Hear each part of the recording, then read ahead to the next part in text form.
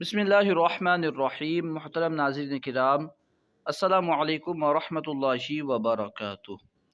آج ہم انشاءاللہ عز و جل سیرت رسول صلی اللہ تعالی علیہ وسلم پر ایک مختصر اور بہترین کتاب تواریخ حبیب الہ شروع کریں گے۔ بسم اللہ الرحمن الرحیم۔ مقدمہ اور سبب تالیف۔ سبب تالیف یعنی اس کتاب کو لکھنے کا سبب کیا ہے؟ الفا یؤلف تالیفاً، یہ مصدر ہے باب تفعیل کا۔ مقدمہ کو مقدمہ اور مقدمہ دونوں پڑھ سکتے ہیں، آگے کیا ہوا یا آگے ہونے والا۔ از مصنف حضرت مفتی عنایت احمد کاکوروی رحمۃ اللہ تعالی علیہ۔ مصنفین کا یہ طریقہ رہا ہے کہ وہ اپنی کتاب کو حمد خدا اور نبی پاک صلی اللہ تعالی علیہ وسلم پر صلاۃ و سلام سے شروع کرتے ہیں۔ وہی طریقہ آپ نے بھی اپنایا۔ آپ پہلے حمد بیان کر رہے ہیں، ہزار حمد ہے یعنی تعریف ہے بارگاہ رب العزت میں، جس نے سب سے پہلے اپنے حبیب حضرت محمد مصطفیٰ صلی اللہ تعالی علیہ وسلم کا نور پیدا کیا۔ اس سے نبی پاک کے پیدائش کی طرف، تخلیق نور کی طرف اشارہ کر دیا، اور اس نور سے سارے عالم کو وجود بخشا۔ اللہ سبحانہ و تعالیٰ کی تعریف بیان ہوئی، اور اس طرح تعریف ہوئی کہ اس سے نبی پاک کی تعریف بھی ہو گئی۔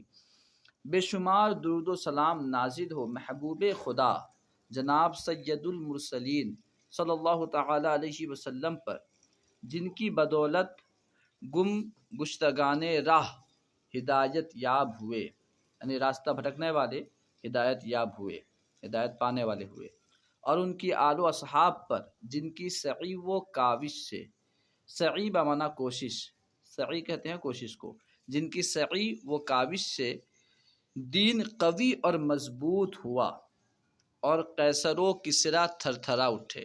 قیصر فارس کا بادشاہ اور کسریٰ روم کا بادشاہ۔ تو یہ حمد و صلات ہو گیا۔ بعد حمد و صلات نیاز مند بارگاہ رب الصمد المعتصم بذیل سید الانبیاء محمد عنایت احمد غفر لہ الاحد۔ المعتصم کا معنی ہوتا ہے پکڑنے والا، بذیل سید الانبیاء، انبیاء کے سردار کے دامن کو پکڑنے والا، محمد عنایت احمد، اللہ سبحانہ و تعالیٰ ان کی مغفرت فرمائے۔ عرض پرداز ہے، عرض کر رہے ہیں، حبیب خدا حضرت محمد مصطفیٰ صلی اللہ تعالی علیہ وسلم کے مبارک حالات کی معرفت، یعنی مبارک حالات کو جاننا سعادت و برکت کا سبب ہے، نیک بختی اور برکت کا سبب ہے۔ جیسا کہ حدیث شریف میں وارد ہے، عند ذکر اولیاء اللہ تنزل الرحمہ، یعنی اولیاء کے ذکر کے وقت رحمت نازل ہوتی ہے۔ یہ حدیث اس بات کی طرف اشارہ کرتی ہے کہ جب اولیاء اللہ کے ذکر کے وقت رحمتوں کا نزول ہوتا ہے، تو ہمارے آقا جناب سید المرسلین صلی اللہ تعالی علیہ وسلم کے ذکر کے وقت اس سے کہیں زیادہ رحمتیں نازل ہوں گی۔ نیز اللہ تعالیٰ فرماتا ہے، قل ان کنتم تحبون اللہ فاتبعونی یحببکم اللہ ویغفر لکم ذنوبکم واللہ غفور رحیم۔ اے محبوب، تم فرما دو کہ لوگو، اگر تم اللہ کو دوست رکھتے ہو تو میرے فرما بردار ہو جاؤ، اللہ تمہیں دوست رکھے گا اور تمہارے گناہ بخش دے گا، اللہ بخشنے والا مہربان ہے۔ ظاہر ہے کہ نبی اکرم صلی اللہ تعالی وسلم کی پیروی آپ کی حالات پر مطلع ہوئے بغیر ممکن نہیں۔ کسی کی پیروی کریں گے، پہلے آپ کو جاننا ہوگا کہ ان کی زندگی، انہوں نے زندگی کیسے گزاری۔ آپ ان کی زندگی کے بارے میں جانیں گے تب تو ان کی پیروی کریں گے۔ تو اللہ سبحانہ و تعالیٰ نے یہاں پیروی کا حکم دیا، نبی پاک کی قل ان کنتم تحبون اللہ فاتبعونی، تو میری پیروی کرو، اور پیروی کے لیے ضروری ہے کہ حالات کو جانیں۔ اسی کو فرمایا کہ ظاہر ہے کہ نبی اکرم صلی اللہ تعالی علیہ وسلم کی پیروی آپ کے حالات پر مطلع ہوئے بغیر ممکن نہیں، اور سیرت رسول سے واقفیت بندے کے مقبول و محبوب خدا ہونے کا سبب ہے۔ یعنی سیرت رسول سے واقفیت، یعنی سیرت رسول کو جاننا بندے کے مقبول اور محبوب خدا ہونے کا سبب ہے، اور گناہوں کے بخشش کا ذریعہ۔ نیز قرآن پاک میں خود اللہ سبحانہ و تعالیٰ نے نبی پاک کی حالتیں بیان کی ہیں۔ نبی پاک کے کبھی شہر کی قسم ارشاد فرمائی، اور کبھی نبی پاک کے چہرے کو یاد کیا، نبی پاک کے ایک ایک چیز کو اللہ تعالیٰ نے قرآن پاک میں بیان کیا، اولیاء کرام کے واقعات کو بیان کیا۔ تو نیک لوگوں کا ذکر کرنا یہ اللہ سبحانہ و تعالیٰ کا طریقہ ہے، اور خاص کر کے رسول اکرم صلی اللہ تعالیٰ علیہ وسلم کا ذکر یہ تو رب کی سنت ہے۔ اللہ سبحانہ و تعالیٰ قرآن پاک میں جا بجا نبی پاک کی تعریف بیان کرتا ہے۔ لہٰذا راقی میں حروف نئے رنگ تقدیر سے فی الحال جزیرہ پورٹ بلا انڈمان میں محبوس ہے، یعنی جیل میں ہے، قید میں ہے، محبوس ہے، قید میں ہے۔ اس زمانے میں شفیق غمگسار مصدر عنایت برحال زار حکیم محمد امیر خان صاحب نیٹو ڈاکٹر کی خاطر سیرت میں اس نے یہ رسالہ لکھا، اس نے مراد آپ نے، جس کا تاریخی نام، تاریخ کے اعتبار سے نام تواریخ حبیب الہ، یعنی اللہ کے حبیب کی تاریخیں ہے۔ 1275 میں کیونکہ رسالہ لکھا گیا اور ان حروف کی تعداد بھی 1275 ہے۔ واضح رہے کہ اس وقت ناچیز کے پاس کوئی کتاب نہیں تھی، صرف یادداشت پر اعتماد کر کے لکھا۔ حاشیہ نمبر 3 میں لکھا ہے کہ اس کے بعد رسول کریم جناب محمد مصطفیٰ صلی اللہ تعالیٰ علیہ وسلم کی برکت سے اس بلا سے نجات ملی۔ وطن واپسی کے بعد کتاب کی حرف بحرف کتب احادیث و سیر سے مطابقت کی۔ ربنا تقبل منا انک انت السمیع العلیم۔ اب دعا کر رہے ہیں، اے ہمارے رب تو ہماری یہ کاوش قبول فرما، تو سننے والا دانا ہے، جاننے والا ہے، دانا یعنی جاننے والا۔ یہ رسالہ 3 باب اور ایک خاتمہ پر مشتمل ہے۔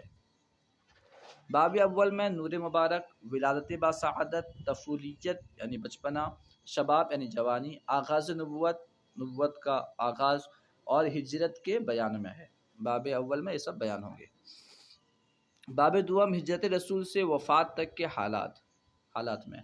باب سوم تیسرا باب حلیہ مبارکہ، اخلاق کریمہ اور معجزات کے بیان میں۔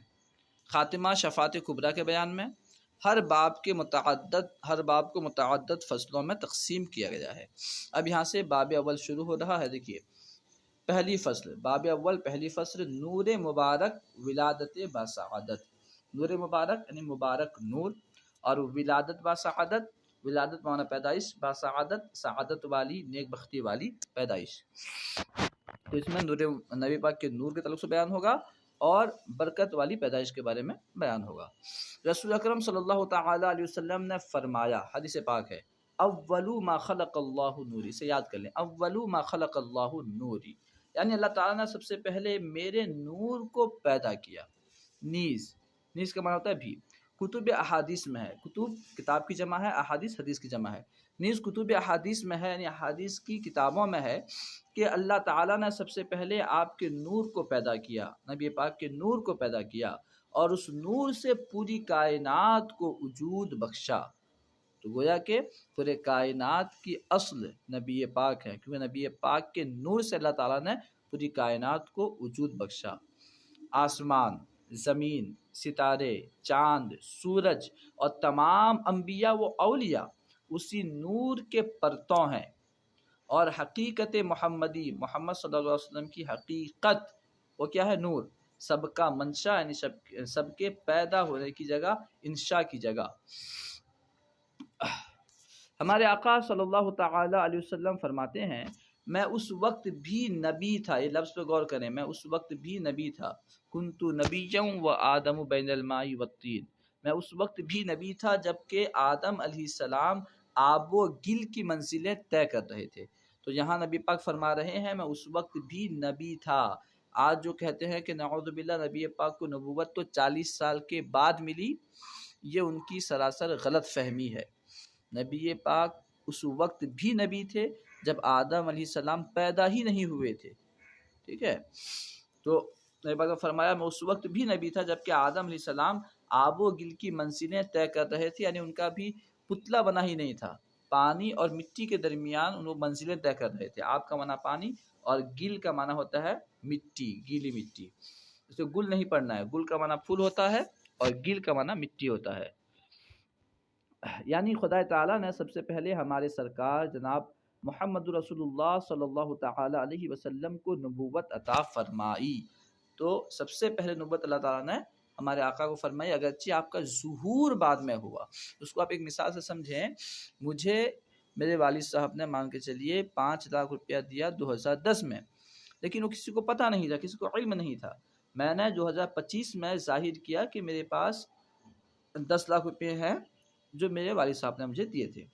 تو اس کا مطلب یہ نہیں ہوا کہ مجھے 2025 میں پیسہ دیا گیا، بلکہ مجھے ملا تو بہت پہلے ہے مگر اظہار بعد میں ہوا. ایسے ہی نبی پاک کو نبوت تو سب سے پہلے ملی، اگرچہ آپ دنیا میں نبی ہو کر ظاہر ہوئے سب سے آخر میں، اور پھر اس کے بعد آپ نے اپنے عمر کے 40 سال گزارنے کے بعد اس نعمت کا اظہار کیا، اگرچہ آپ کا ظہور سب سے آخر میں ہوا.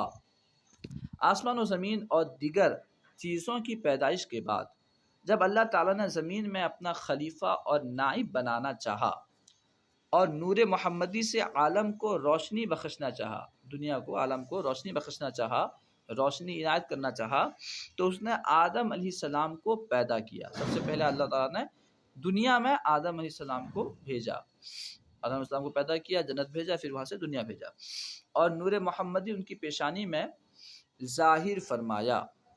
پھر وہ نور حضرت شیس علیہ السلام کی طرف منتقل ہوا، آدم علیہ السلام سے شیس علیہ السلام کی طرف منتقل ہوا.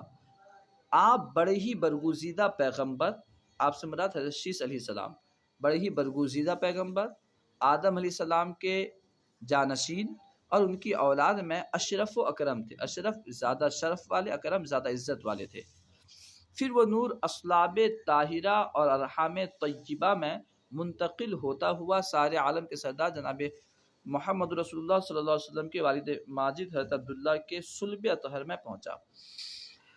تو پھر وہ نور اصلاب طاہرہ، اصلاب یہ صلب کی جمع ہے، یہاں جو صلب ہے اس کی جمع ہے اصلاب، اور طاہرہ پاک.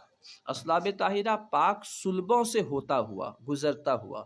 صلب کہتے ہیں جہاں پہ مادہ منی رہتا ہے، اس جگہ کو صلب کہتے ہیں مرد کا.